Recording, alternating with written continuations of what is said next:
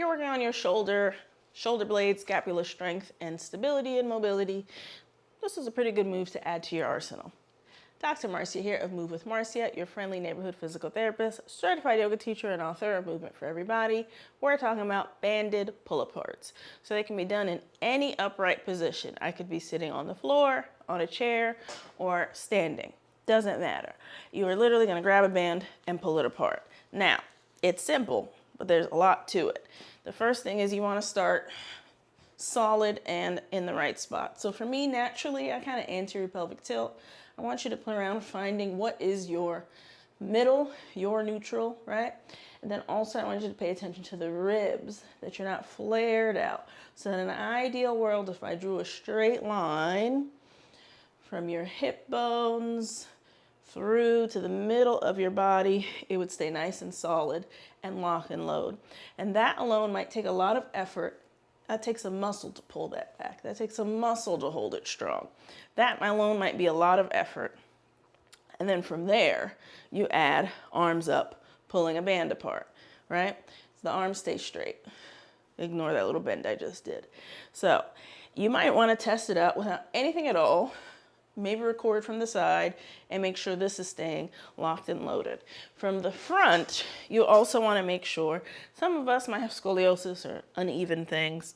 That's fine, right? I'm not talking about that. But you also want to make sure that you stay in one line. So if that's something that you cannot really see and feel without literally seeing yourself, do this in front of the mirror, set up a camera, not to judge anything beyond whether am I moving how I think I'm moving, right? So palms can be down or facing in, facing each other. And then it starts kind of shoulder width, and then you're going to get somewhere out here. And so you could, in theory, do it palm up, but that's not really beginner friendly. If you've never done these, I would not recommend palm up first. It's a lot of action at the shoulder. Now, we got the motions, we got the setup, let's add a band. So it can be any kind of band. This is like the kind of band you get at a PT office. You could tie it or you could hold it. If I hold close, that's more resistance. If I hold both, right? This is just one, this is two, that's more resistance, right? So you can play around with that. You can also do it with a loop band, so like the glute band, booty band, that works too. Just depending on the resistance that you have is, you know, how far you're gonna get. So like if I tried to do it with this super thick long band, this is a really heavy one. Even if I grip far apart, I am not gonna get anywhere. However, that might be okay. If that's what I wanna work on in my mind, is just this pull. This is hard, this is work. That's perfectly fine if that's the goal that I have in mind on purpose. Otherwise, if I want to go through the full range of motion for the banded pull apart, I'm going to pick a band that has the stretch and the give that I can handle. So if I move down to this one and I do the palm up version, I lock and load. You also want to make sure, I almost forgot about the chin, that the chin is tucked. So lock and load pelvis, ribs, chin. Almost forgot. So I lock and load everything. I get my arms up about shoulder level, shoulder width, and I can pull this band apart until I'm in contact with my chest. And so I can do, this is kind of like a standard cadence, like a standard rhythm to it, right? I could play around with it. I could do fast out and slow in. So that is fast concentric and a slow eccentric. That's also an option. That's going to feel different. Or I can add that maybe only at the last rep, or I can add holding.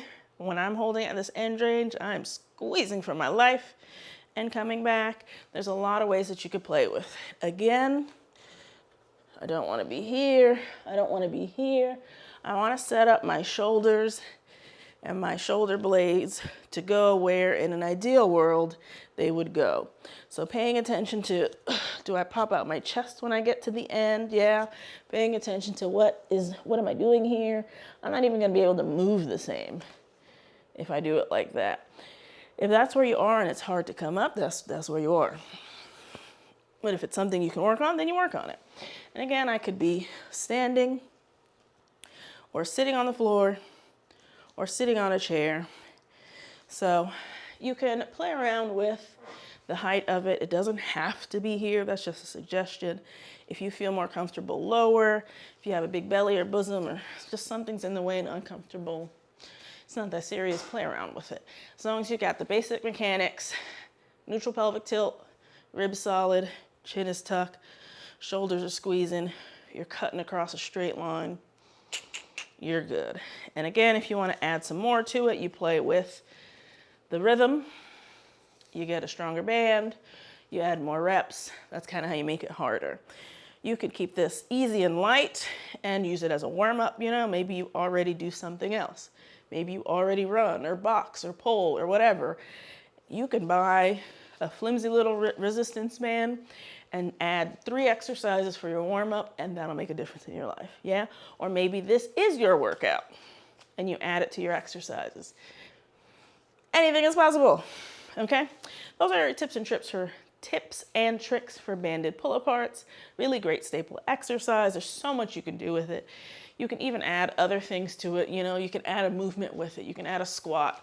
I could stand up and sit down at the same time, right? You can multitask. You can balance, whatever you want. It could be a warm-up. It could be a cool-down. It's a very versatile and lovely little move.